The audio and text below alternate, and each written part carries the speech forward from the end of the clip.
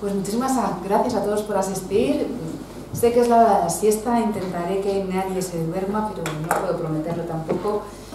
Gracias por la invitación a Clara, a Nuria, a Pablo, etc. Para mí siempre es un placer venir desde San Sebastián, desde nuestra Facultad de Filosofía aquí en la Complutense, comparar y bueno, aprender de aquí. Cuando me pidieron un título para para estos seminarios de doctorado que giran en torno a la filosofía social del trabajo, puse la imaginación sociológica e imaginación moral, lecturas en torno a la filosofía social del trabajo, pero es verdad, por eso lo he puesto en letra pequeñita, que el subtítulo va a ser más pequeño que el título, ¿no? Porque en los últimos años he estado bastante tiempo dándole vueltas a la cuestión de la imaginación y sus múltiples efectos y sus múltiples funciones para el pensamiento social y para la investigación y sobre todo para las cuestiones éticas, y sobre todo voy a tratar el tema imaginación sociológica e imaginación moral tal como yo lo planteo, para ver si nos puede ayudar, si os puede ayudar en algo también a vosotros a la hora de enfocar nuestras investigaciones y bueno, toda nuestra tarea investigadora en general. ¿Por qué este tema? ¿Por qué este tema? Yo empecé hace muchos años a fijarme que había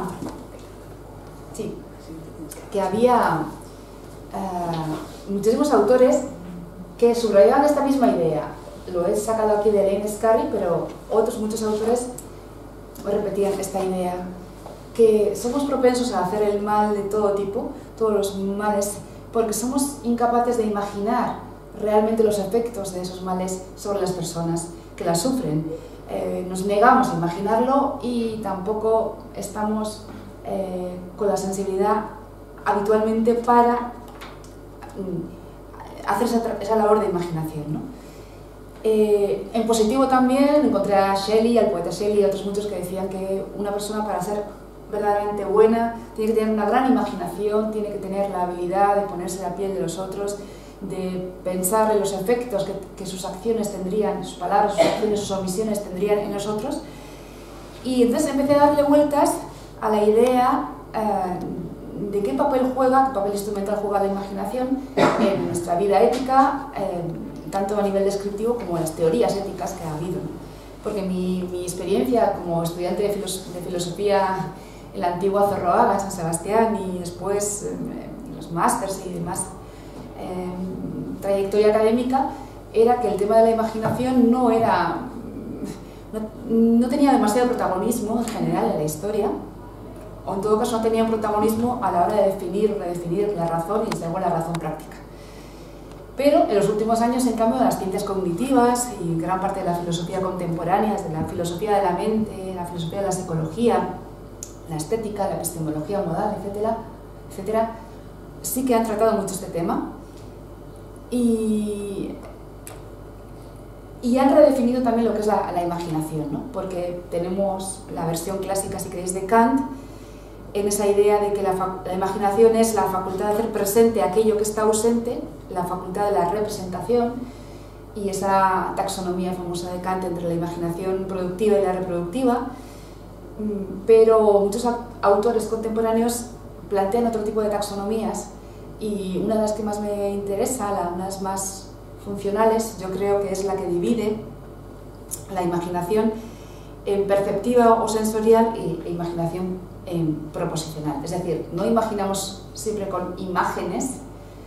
Por ejemplo, si digo, imagino que llueve puede ser una imaginación sensorial.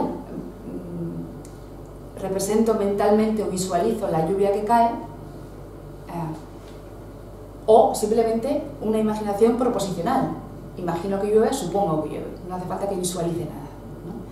Entonces, realmente, gran parte de nuestro uso habitual de imaginación como representación, un tipo de representación mental de posibilidades, etcétera, es una imaginación proposicional más que sensorial o perceptiva, o una mezcla de ambas, ¿no? Pues bien, cuando hablamos de imaginación sociológica, que es a lo que voy en primer lugar y luego hablaré de qué es lo que entiendo yo por imaginación moral, creo que es de recibo, en primer lugar, aclarar un par de conceptos. Conceptos emparentados con la idea de imaginación sociológica, pero que no son lo mismo. Para empezar, la imaginación no es fantasía, aunque etimológicamente, claro está que sí, y durante siglos pues en diferentes lenguas la tradición filosófica se han mezclado, se han utilizado como sinónimos, etc. Pero autoras importantes del siglo XX como Iris Murdoch y Hannah Arendt han sido de las que más han insistido en diferenciar ambos conceptos, ¿no? Sobre todo Iris Murdoch. Iris Murdoch habla de fantasía en el sentido de imágenes falsas, obsesivas y banales, es decir, de fantasías vengativas, neuróticas, fantasías eróticas, fantasías de crueldad, de culpabilidad, es decir, aquellas formas de representación que nos alejan de lo real. Pueden ser alejamientos lúdicos o estéticos, o pueden ser alejamientos patológicos, ¿no? En el caso de las neurosis y de tantísimas enfermedades mentales. Entonces, para Iris Murdoch, la fantasía no es lo más determinante filosóficamente, sino que es la imaginación. La imaginación es aquello que explora creativa y libremente el mundo con un deseo dirigido a la expresión y al esclarecimiento de lo que es verdadero y profundo, según palabras de Iris Murdoch, que le da siempre un sentido muy positivo. De hecho, yo le critico porque es siempre demasiado positivo, ¿no? No lo veo como un instrumento neutro que puede ser para una cosa u otra, siempre plantea la imaginación como el gran instrumento del pensamiento. Y Hannah Arendt también, que luego volveré a ella, claro, hace ese distingo y dice que no es fantasía lo que hace la imaginación, en el sentido de alejamiento de la realidad, sino que es la forma, la capacidad que nos hace entender, comprender mejor toda la realidad, ¿no? Por lo tanto, estamos hablando de imaginación y no de fantasía. Y otro concepto relacionado, pero que no es exactamente lo mismo y que quería distinguir, es el de imaginario social. Como sabéis, es en los años finales de los 60, en los años 70, cuando Cornelius Castoriadis utiliza ese concepto de imaginario social en el sentido de la producción social de sentido. Muchas veces sabéis que se utiliza como mentalidad, como cosmovisión, como conciencia colectiva, como ideología, como cosmovisión, etc. En realidad, en general se utiliza como esquemas de significado a partir de las cuales entendemos la realidad, los instrumentos, los marcos de percepción y de explicación de esa realidad, que incluyen también las instituciones cristalizadas, etc. Entonces, como marco de pensamiento o marco que nos ofrece una producción social de sentido, sé que es un uso muy habitual, por supuesto, en toda la filosofía social y en todas las ciencias sociales. También Paul Ricoeur, unos años más tarde, cuando en 1983 escribió Ideología y Utopía, contrapuso la noción de imaginario social junto con Mannheim, de la ideología, afirmando que la ideología no es una práctica menos imaginativa que la utopía. La ideología parece vinculada a la necesidad de un grupo cualquiera de darse una imagen de sí mismo, de representarse en el sentido teatral de la palabra, de ponerse en juego y en escena. Y dice Ricoeur, la utopía, por su parte, es el proyecto imaginario de otra sociedad, de otra realidad, una imaginación constitutiva que puede justificar, como la propia ideología, las opciones más opuestas. Así que Ricoeur creo que es el que más ricamente explora ambas nociones, ideología y utopía, como las dos direcciones fundamentales en las que se puede desarrollar el imaginario social. Y luego otros muchos autores, como sabéis. Yo no quiero hablar, o no quería hablaros exactamente de imaginario social, aunque por supuesto todo está relacionado, como no puede ser de otra manera. La imaginación sociológica de la que voy a hablaros ahora se diferencia de una noción como imaginario social en que la imaginación es una facultad activa, no es como ese marco inconsciente que compartimos, puede ser llamado, insisto, ideología, cosmovisión, etc. Es decir, la imaginación sociológica, tal como la plantean los autores que lo han denominado así, desde luego sería aquella que sea capaz de captar o de entender conscientemente esos imaginarios sociales, esos marcos de referencia implícitos. Por lo tanto, la idea de imaginación sociológica como la idea de imaginación moral es una cosa activa y no esa especie de marco inconsciente al concepto que alude el concepto de imaginario social. Bueno, sabéis que el concepto entonces de imaginación sociológica los puso en primer lugar en Wright Mills, en este conocido libro de 1959, y bueno, yo cuando empecé a leerlo pensé que todo el libro giraría en torno a esa idea y que lo desarrollaría de manera mucho más explícita, rica, llena de ejemplos, y no es así. Realmente, si lo habéis leído parcialmente, veréis que solo al principio habla un poco de eso y al final, cuando da consejos sobre artesanía intelectual, sobre cómo se puede trabajar en las ciencias sociales. Pero bueno, la idea es que la imaginación sociológica no sería solo un instrumento, una facultad que deberían desarrollar los sociólogos o los científicos sociales o los que hacen filosofía social, sino en la medida de lo posible todo ciudadano que quiera entender, comprender en la mayor amplitud posible la relación entre la historia, la biografía y la relación de ambas en la sociedad. Como pone en esa cita, esta imaginación es la capacidad de pasar de una perspectiva a otra, de la política a la psicológica, del examen de una sola familia a la estimación comparativa de los presupuestos nacionales del mundo, de la escuela teológica al establecimiento militar, del estudio de la industria del petróleo al de la poesía contemporánea.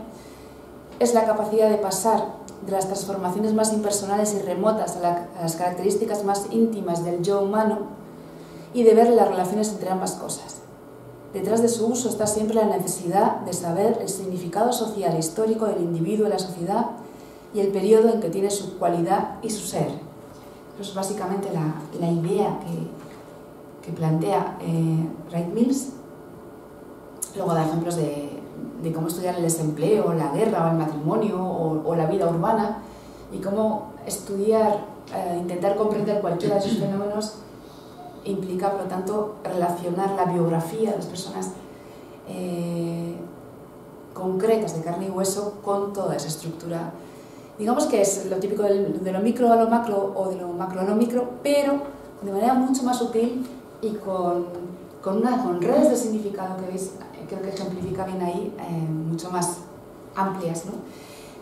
Realmente fue, creo, si no me equivoco mucho, otro sociólogo, Anthony Giddens, el que convirtió en más popular la idea de imaginación sociológica, porque en sus manuales de sociología, el manual de 1989, que ha tenido como 300 reediciones,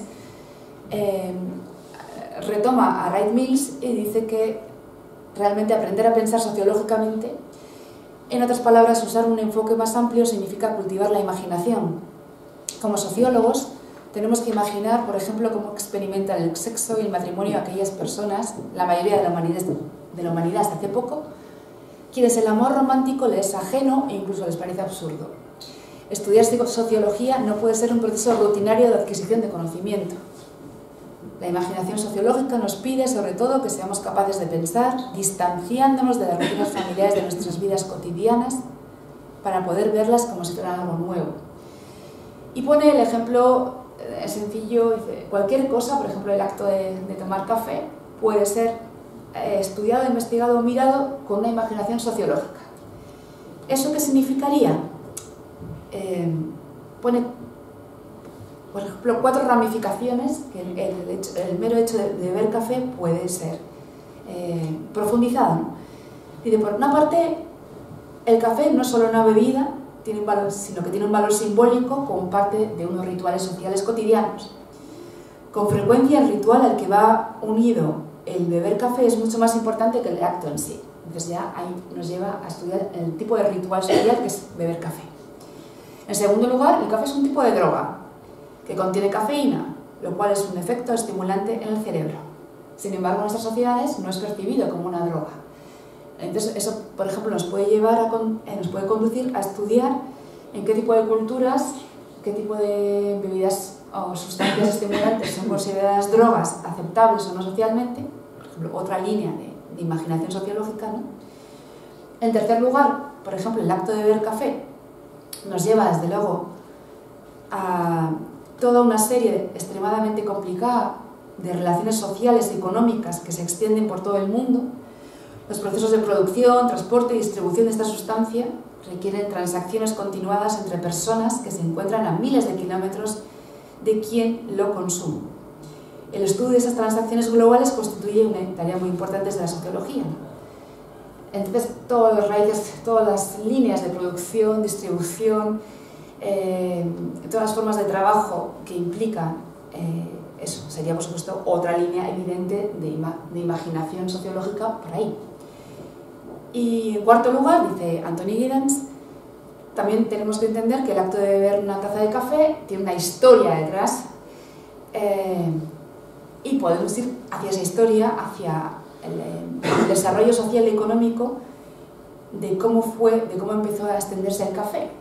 A finales del siglo XIX, aunque se originó en Oriente Medio, la demanda masiva de ese periodo tuvo que ver con la expansión colonial, occidental, y como en casi todos los lugares que se produce café desde Sudamérica y África fueron colonizadas por los europeos. Entonces la relación con la colonización, con las formas de trabajo coloniales, etcétera, etcétera. Es decir, con cualquier simple acto o producto podemos extender esa imaginación a tantísimas otras cosas, ¿no? Esa es la idea de Mills, de Giddens, y lo que entendemos por imaginación social, sociológica. Claro, yo creo que muchos de los que hemos leído a Hannah Arendt, pues no podemos dejar de ver las conexiones de toda esta idea de imaginación sociológica con las ideas de imaginación en Arendt, que en gran parte, por supuesto, están inspiradas en Kant, porque para Hannah Arendt, tanto el acto de pensar, como de comprender, como de juzgar, en gran parte se producen a través de la función de la imaginación. Entonces, en muchos de sus textos, por ejemplo, en este texto tan famoso de Comprensión y Política, claro, aquí, bueno, una vez más es una cuestión de adjetivos, ¿no? Si a la imaginación le ponemos el adjetivo social, sociológico, si le ponemos el adjetivo político o el adjetivo económico, parece que estamos hablando de posibles usos de esa imaginación. En el caso de Hannah Arendt, en gran medida, desde luego, supongo que podemos hablar de una imaginación política o ético-política, pero tiene muchas semejanzas con lo que hemos entendido como imaginación sociológica. Pues bien, en ese texto Hannah Arendt dice que comprender tiene que ver con imaginar, y que podemos hacer como la antigua plegaria del dios, la antigua plegaria a Dios del rey Salomón, en el que el rey Salomón le pide a Dios un corazón comprensivo como el mejor de los dones que el hombre puede recibir y desear. ¿Qué significa un corazón comprensivo? Pues lo explica así Hannah Arendt. Solo la imaginación nos permite ver las cosas con su verdadero aspecto, poner aquello que está demasiado cerca en una determinada distancia, de tal forma que podamos verlo y comprenderlo sin parcialidad ni prejuicio, colmar el abismo que nos separa de aquello que está demasiado lejos y verlo como si nos fuera familiar. Esta distanciación de algunas cosas y este tender puentes hacia otras forma parte del diálogo establecido por la comprensión con ellas. La sola experiencia instaura un contacto demasiado estrecho y el puro conocimiento erige barreras artificiales. Sin ese tipo de imaginación, que en realidad es la comprensión, no seríamos capaces de orientarnos en el mundo. Es la única brújula interna de la que disponemos. Bien, y esto se relaciona sin duda con la idea del pensamiento amplio, ampliado, extendido, etc., que Kant Arendt retoma de Kant y reformula o resignifica tomándolo de Kant, sobre todo en sus conferencias sobre la filosofía política de Kant, que como sabéis muy bien sería algo así como el embrión de lo que hubiera sido el capítulo sobre el juicio en la vida del espíritu, si a Hannah Arendt le hubiera dado tiempo a terminarlo, pero sabéis que la muerte la sorprendió cuando estaba terminando la vida del espíritu, pero la idea del juicio, de lo que significa juzgar, la forma en que Arendt toma tanto de la crítica de la razón pura la idea de la imaginación como de la crítica del juicio, y cómo utiliza la idea de que juzgar tiene que ver pensar de un modo amplio. Bueno, todo pensar tiene que ver con imaginar para Hannah Arendt, puesto que pensar es un diálogo entre yo y yo misma, es un desdoblamiento constante, un tomar distancia de mis propios intereses, deseos y percepciones. Esa idea de tomar distancia y tender puentes, esa idea de lo que es pensar, pues bien, juzgar, que siempre se juzga sobre particulares, también tiene que ver con la imaginación, porque juzgamos, por ejemplo, si algo es políticamente correcto, poniéndonos en la mente o en la perspectiva o en el lugar de los otros ciudadanos, de las otras personas que sabemos que piensan diferente a nosotros, y la forma en que lo expone Arendt es esta, que me gusta mucho como lo expone. El pensamiento crítico únicamente puede realizarse cuando las perspectivas de los demás son receptivas al examen. De ahí que el pensamiento crítico, aunque siga siendo una ocupación solitaria, no se haya desvinculado de los otros. Prosigue su camino incluso en el aislamiento, pero mediante la fuerza de la imaginación hace presente a los otros y se mueve así en un espacio potencialmente público, abierto a todas las partes. En otras palabras, adopta la postura del ciudadano cosmopolita kantiano. Pensar con una mentalidad amplia quiere decir que se entrena la propia imaginación para ir de visita. ¿Ir de visita a dónde? A otras mentes. Ir de visita a otras mentes. O sea, la capacidad de tomar el rol, la perspectiva de otros muchos personas implicadas en una situación, en una problemática dada, eso que tiene que ver con el pensar amplio, el pensamiento ampliado, que por supuesto tiene que ver con el concepto de intersubjetividad, con el concepto de imparcialidad, pero Arendt, insisto, lo recalca una y otra vez, tanto como cuando habla de comprender, como de pensar, como de juzgar, el papel fundamental de la función de la imaginación. Y siguiendo a Kant también, bueno, pues esta idea de que es la misma facultad de la imaginación la que aporta los esquemas al conocimiento, como plantea en la crítica de la razón pura, y los ejemplos al juicio, como plantea la crítica del juicio, los ejemplos al juicio, ¿no? La importancia de los ejemplos, tanto en los juicios reflexionantes como los determinantes, porque los ejemplos guían y conducen, por tanto, al juicio, y por tanto el juicio adquiere validez ejemplar, ¿no? Dar un ejemplo de algo que nos haga pensar. El mejor ejemplo, valga la redundancia con la palabra ejemplo, yo creo que nos lo dio la propia Hannah Arendt, con la idea de banalidad del mal. Ahora es imposible, creo, que nadie piense o empiece a pensar el concepto banalidad del mal sin pensar en la figura de Adolf Eichmann.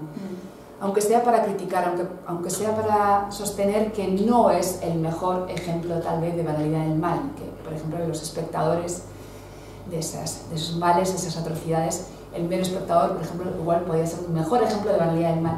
Pero en todo caso, la propia Arendt, sin ir más lejos, nos da un ejemplo para pensar la banalidad del mal, ¿no? Bien, ¿a dónde quiero llegar con todo esto? Por una parte,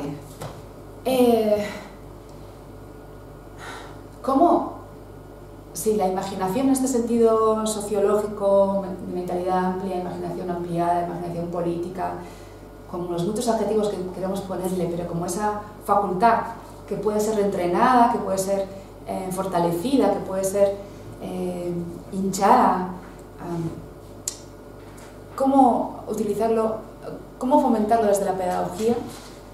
Y luego también qué enfoques de la investigación para la filosofía social, para las ciencias sociales, también por supuesto para la filosofía social del trabajo, etcétera, puede ofrecernos toda esta imaginación. Empiezo un momento por la cuestión de la pedagogía, porque claro, ahí es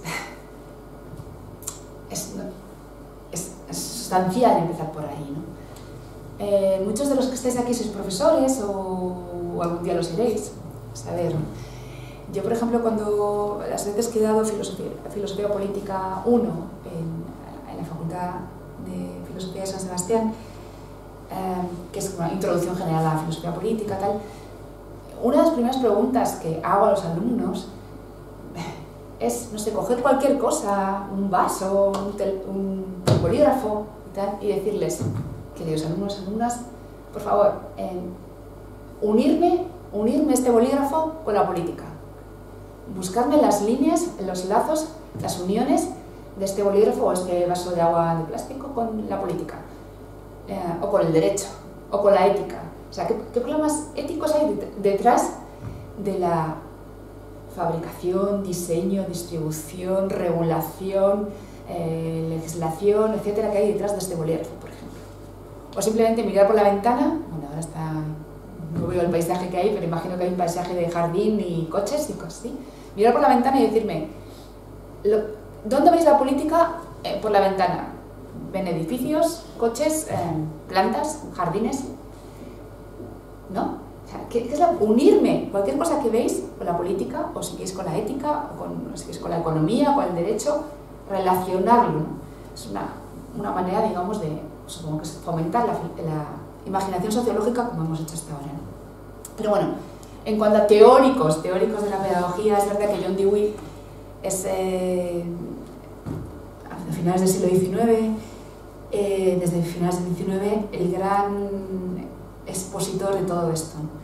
Porque sabéis que en sus escuelas intentaba fomentar la educación socrática, bueno, lo que desde luego nos vamos a llamar la educación socrática, que es esa facultad de hacer preguntas, pero también podemos decir que la educación socrática es una facultad de ampliar o estimular la imaginación sociológica, y los alumnos, para integrarse en la sociedad, para ser miembros de la sociedad civil de la que iban a ser miembros a la medida que fueran creciendo e incorporándose al mercado laboral y tal, a la vida social, pues bien, los alumnos tenían que empezar sus clases con una actividad práctica, según John Dewey, como cocinar, tanto niños como niñas, que ahí no hacía distingos, tejer o hacer labores de jardinería o cultivar el huerto. En vez de afrontarlos ponerlos en un aula con libros de texto, los llevaba a hacer cuestiones prácticas. Todo el mundo necesita alimentarse, pues vamos a ver cómo se alimenta uno, vamos a hacer una huerta. Todo el mundo necesita vestirse, pues vamos a ver cómo se consigue eso. Y por ejemplo, con el algodón, preguntaban, ¿de dónde viene el algodón? La idea de dónde viene el algodón ya nos llevaba a todas cuestiones de clases de ciencias naturales, digamos, ¿no? ¿Quién crea esos materiales? ¿Qué formas de trabajo hay detrás del algodón? O sea, ¿quién realmente produce el algodón? ¿Qué formas de organización social del trabajo hay detrás del algodón? ¿Por qué han sido tradicionalmente poblaciones esclavas, un trabajo de esclavos, la recogida, la difícil y dura tarea de recogida del trabajo del algodón? Es decir, hilar algodón en clase y luego preguntarse con el hilo preguntando todo esto. He visto, leyendo a Nuria Sánchez Madrid sobre el último libro de Axel Honneth, Soberano Trabajador, que él también se inspira, entre otros muchos, en John Dewey, para ver cómo se podría ya desde la educación primaria, secundaria, la universidad, desde luego, volver a plantear, en vez de la división, no solo la división de asignaturas, la gran partición de asignaturas, cómo podría, incluso con actividades de ese tipo, volver a unir, plantear el fomento de la imaginación sociológica también con trabajos manuales que tienen que ver con las formas de alimentación y demás, cómo afrontar la división social del trabajo y todo y todo el camino, el recorrido, las cadenas de recorrido que llevan pues nuestras prendas, este bolígrafo, etcétera, cómo plantearlo en la educación. Martha Nussbaum, bueno, en gran parte va por ahí también, al fomentar la idea de las humanidades, de la literatura y de todo este tipo de pedagogía de imaginación narrativa para los alumnos y las alumnas que deberían prepararse para la democracia, para ser ciudadanos y trabajadores que buscan formas más democráticas y dignas de trabajar y de ser ciudadanos. En fin, digamos que creo que se puede ver la imaginación sociológica o el pensamiento ampliado también en toda esa línea de teóricos y prácticos como de Dewey a Martha Nussbaum. Y bueno, desde la filosofía social o las investigaciones que tienen que ver con... Uno puede poner miles de ejemplos, por supuesto, pero puesto que la importancia del ejemplo que acabo de citar con Hannah Arendt, solo voy a poner un par de ejemplos que me parecen, bueno, que nos pueden ayudar. Por ejemplo, un ejemplo. Iñasi Terradas es un antropólogo catalán que escribió hace, bueno, en el 92 este librito, Elisa Kendall, Reflexiones de una antibiografía, y por lo tanto sacó el concepto ese de antibiografía, que si no me equivoco mucho no ha tenido mucho éxito porque yo no he visto que es de muchos sitios. Bueno, muy brevemente, Elisa Kendall era una nota al pie de página del libro de Engels, La condición de la clase obrera en Inglaterra. Engels lo mencionaba anónimamente y sus editores buscaron el nombre y pusieron el nombre.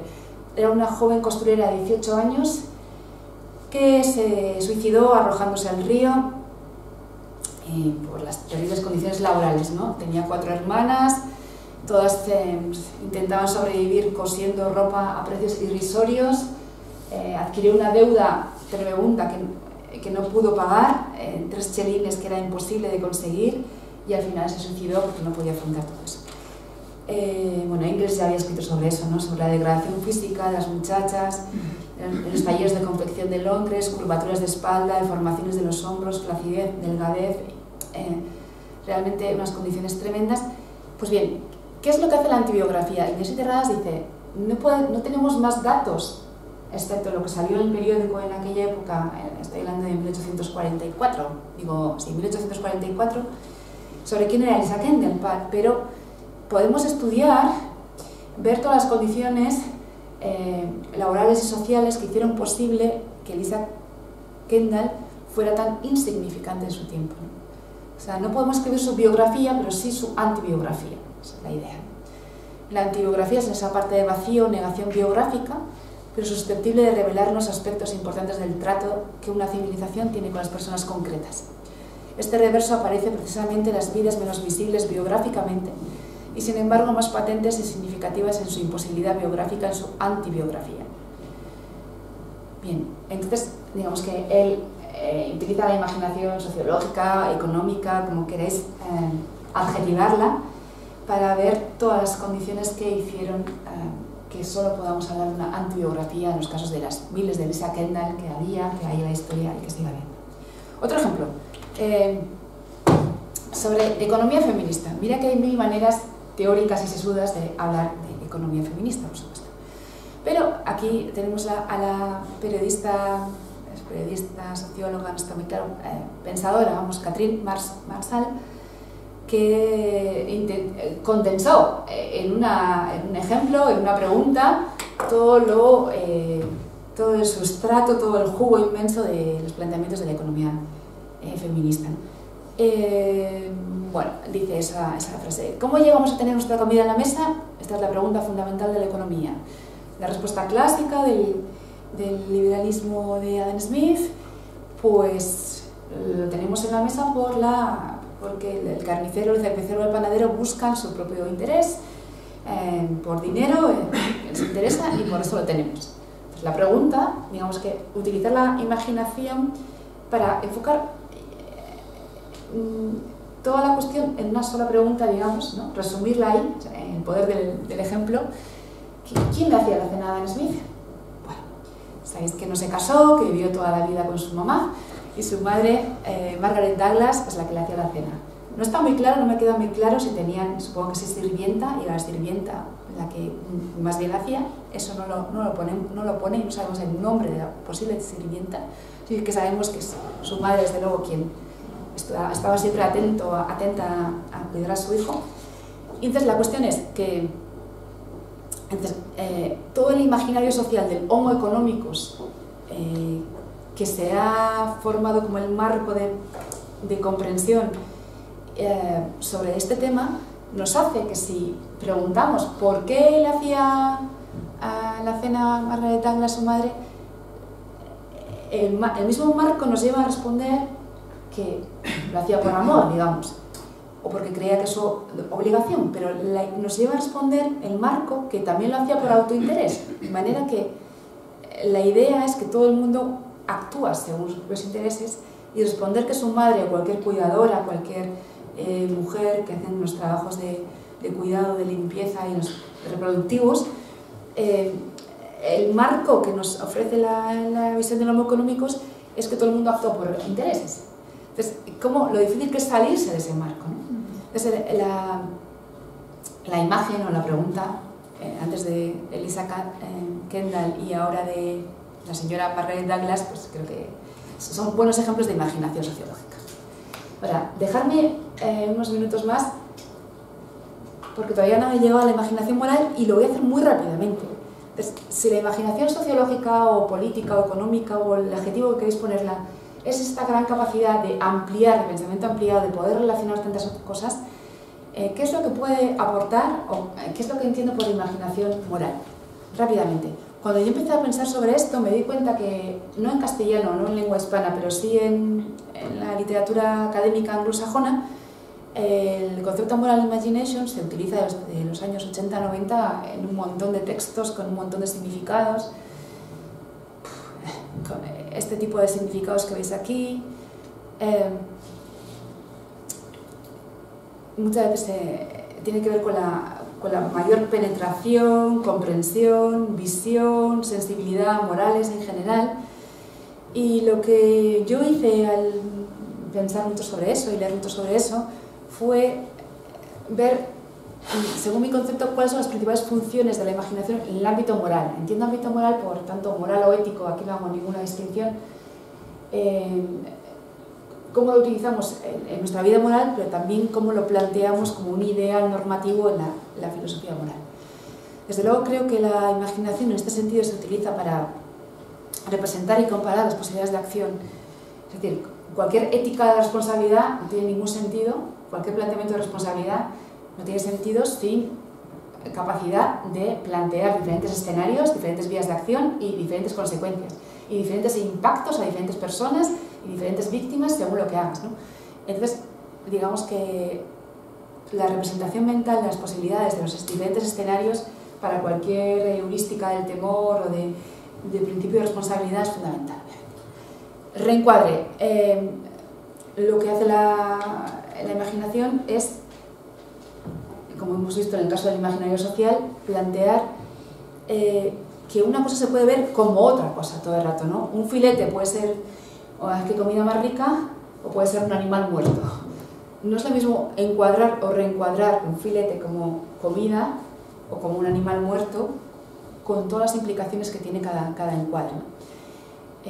Bueno, y desde luego la función fundamental que yo en el libro es de las que más he estudiado tiene que ver con la adopción de perspectiva. Como decía Hannah Arendt, con la mentalidad amplia, nuestra capacidad para representar y adoptar el punto de vista de otra persona, que en psicología y tal, desde los tiempos de Mead, role-taking, perspective-taking, y aquí es fundamental distinguir entre el concepto de adopción caliente, empática, que siempre se entiende como un compartir las emociones, identificar y compartir las emociones del otro, y por lo tanto la empatía siempre es cognitivo-afectiva, se utiliza la idea de es una adopción de perspectiva caliente, ponerse en lugar del otro, pero sintiéndote, digamos, compartiendo de alguna manera su estado afectivo, emocional, y la adopción fría, que es simplemente cognitiva, que es intentar ver el mundo como lo vería otra persona, desde su mente, desde su perspectiva.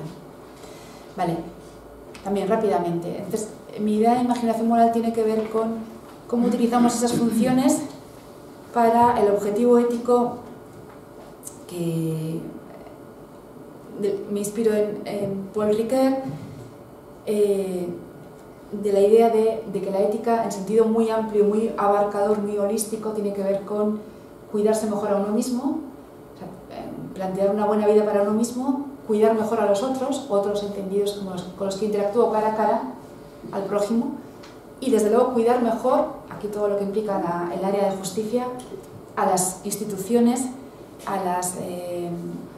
las formas de producción y de reparto que tenemos, ¿no? A la idea de justicia. Por tanto, bueno, los objetivos éticos tienen que ver con todo esto, deseo de una vida realizada, con y para los otros, instituciones justas, y hay diferentes tipos de adopción de perspectiva en primera persona, segunda persona y tercera persona. Por supuesto, cuando se habla de imaginación política o eso de que, cómo imaginar una alternativa al capitalismo y cosas así, que es uno de los temas tantas veces repetido, ¿no? Obviamente ahí estaríamos pensando sobre todo en una imaginación acentral, que es no tanto poniéndose en el lugar de una persona, sino ver las diferentes formas de los diferentes escenarios, de otros generalizados, en los que todos podamos salir beneficiados. Bueno, a lo que voy. Solo brevemente. He dicho que entre las funciones de la imaginación moral está entre lo de imaginar y comparar diferentes escenarios, reencuadrar. En la idea de reencuadrar, lo que uno está criticando un imaginario social determinado o un encuadre determinado, tiene mucho que ver las metáforas que estamos utilizando, ¿no? Solo quería poner este pequeño ejemplo. Cuando hablamos tanto de clases sociales como de tipos de trabajo y el sentido que tienen esos tipos de trabajo, la metáfora habitual es la metáfora orientacional, arriba-abajo. No podemos dejar de utilizar esa metáfora todo el rato, de manera que las clases altas, clases bajas, triunfar es llegar a la cumbre y fracasar es caer, ¿no? O sea, imagen constante. Pues bien, alrededor de esa idea de arriba-abajo, pues se han planteado diferentes metáforas, ¿no? La idea del ascensor social, de que para subir arriba pueden ser escaleras o ascensor. El ascensor social como metáfora para una igualdad de oportunidades, como la educación igualitaria, los diferentes tipos de trabajo como ascensor social, etc. La misma idea que las escaleras, pero es bonito ver las diferencias entre una cosa y otra, ¿no? Porque tanto cuando se utiliza la metáfora de ascensor social como la de escaleras, siempre se piensa que son para subir, ¿no? Sabemos que el ascensor social no funciona como descensor de las élites, ¿no? Y que las escaleras rotas son, en la metáfora que se utiliza también desde diferentes teorías feministas, son esas mujeres que intentan subir en la escala profesional, pero que al quedarse embarazadas o por tener que asumir tareas de cuidado o tareas de reproducción, pues pierden, o sea, se bajan los escalones y tienen unas escaleras rotas, ¿no? Ahí también estamos siempre pensando las escaleras que son de subida y no de bajada para las élites, ¿no? Y yo creo que unas metáforas relacionadas con eso más significativas es la idea de las escaleras mecánicas, porque uno puede ver tanto las situaciones de pobreza como la situación de la asistencia precaria actual, con todas las condiciones precarias del empleo, como un intentar estar todo el rato subiendo una escalera mecánica que es de bajada, ¿vale? Escalera mecánica de bajada, intentar subir, o sea, contracorriente, constantemente el esfuerzo increíble que hay que hacer para subir una escalera que es de bajada, mientras que los más privilegiados están en una escalera mecánica que es de subida. Es decir, que aunque no hagan un esfuerzo, están de subida. Y esa imagen, esa forma de reencuadrar la situación, pues creo que es muy significativa. Y con la misma metáfora de arriba, abajo, tal, en los años 70, a finales de los 70, Marilyn Loden propuso esa idea del techo de cristal, de por qué es tan difícil, pues, sobre todo para muchas mujeres, acceder a puestos de responsabilidad en los altos cargos. Y luego, mucho más tarde, casi 20 años más tarde, otra pensadora, Catherine Berghain, propuso, utilizando la misma metáfora, que la dificultad para la mayoría de la gente, la mayoría de las mujeres, no estaba en competir en las élites, ¿no?, el techo de cristal, sino en intentar salir del suelo, porque es un suelo pegajoso, es decir, las condiciones sociales por las que la mayoría de mujeres y de muchos hombres que están en situación precaria no pueden ni coger esas escaleras, aunque sean de bajada, ni ese ascensor, es porque ese suelo es muy pegajoso, porque tienen muchísimos condicionantes que podemos imaginar, una vez más, que les impiden eso. Bueno, con esto quiero decir que las nuevas metáforas que se proponen para reencuadrar una situación, pues nos pueden ayudar a imaginarlo de otra manera, por supuesto.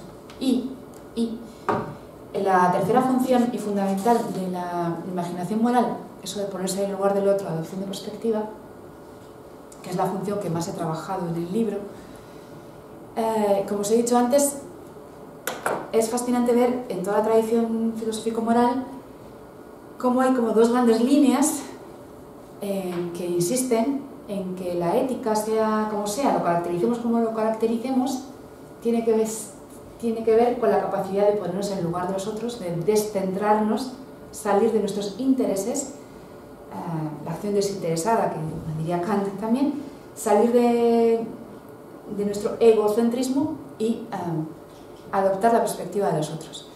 Hay una tradición sentimentalista de filosofía moral que, por supuesto, en gran parte de Hume Smith, su idea de sympathy, que luego en el estudio psicológico y filosófico más contemporáneo, esa sympathy se convierte en empatía desde principios del siglo XX.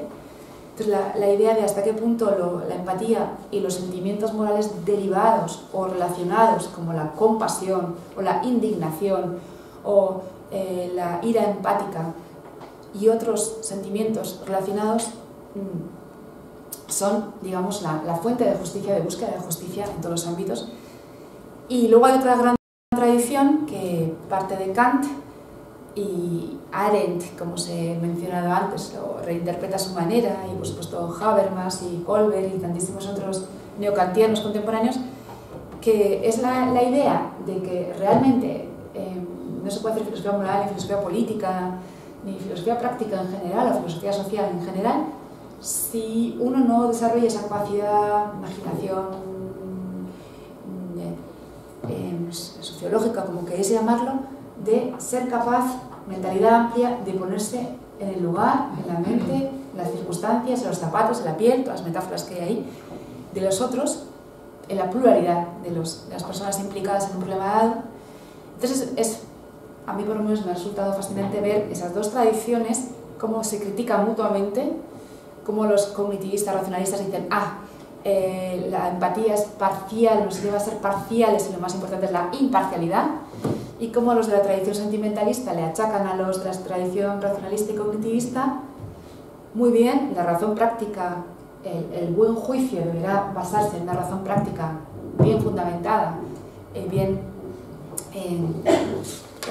imparcial o desinteresada, como queréis llamarlo, pero eso no es suficientemente motivadora. Lo que motiva, lo que implica la motivación moral y la sensibilidad moral, incluso la construcción del carácter moral, tiene que ver con la educación sentimental, tiene que ver con los sentimientos, la empatía, etc. Entonces, digamos que las dos tradiciones yo creo que se complementan, o hay que buscar la forma en que se complementan. Y con esto que quiero decir, y a eso voy y termino, es lo siguiente, que la imaginación, entendida como toda esta función, esta capacidad de la que os he venido hablando,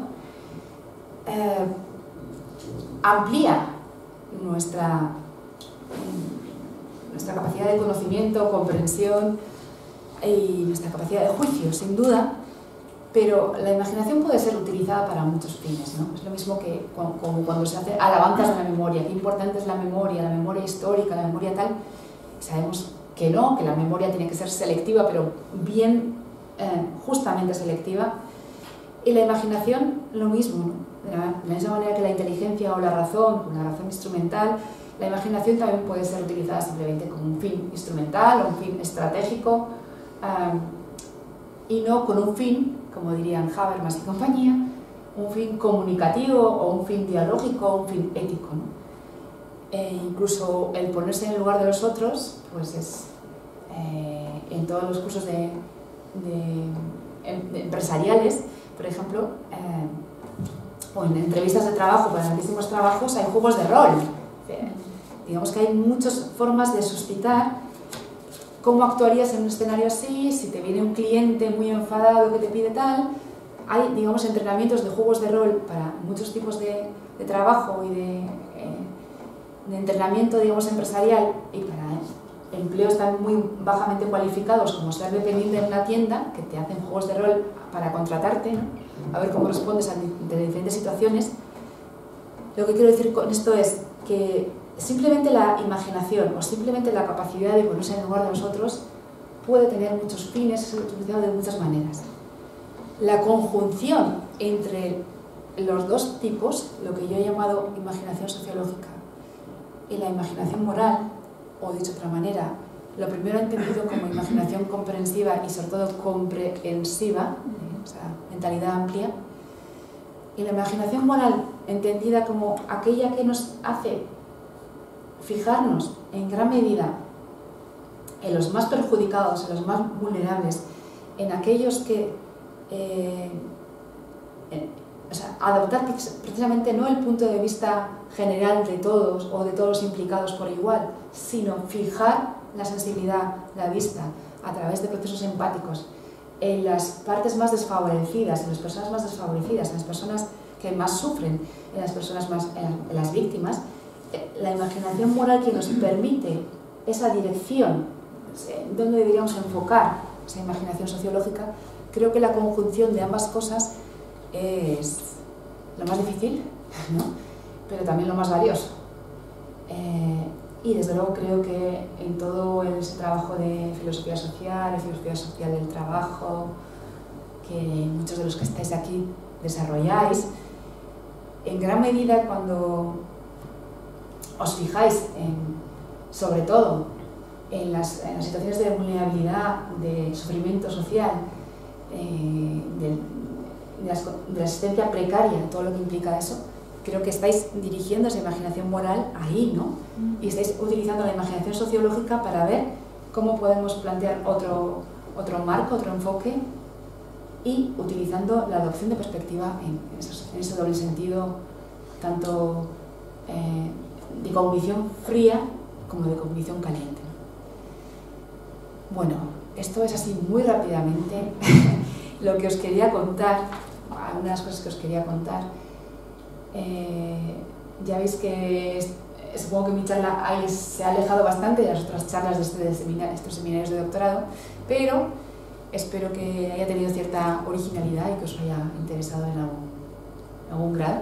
Así que estaré encantada de responder o comentar cualquier cosa que queráis decir. Muchísimas gracias por escucharme.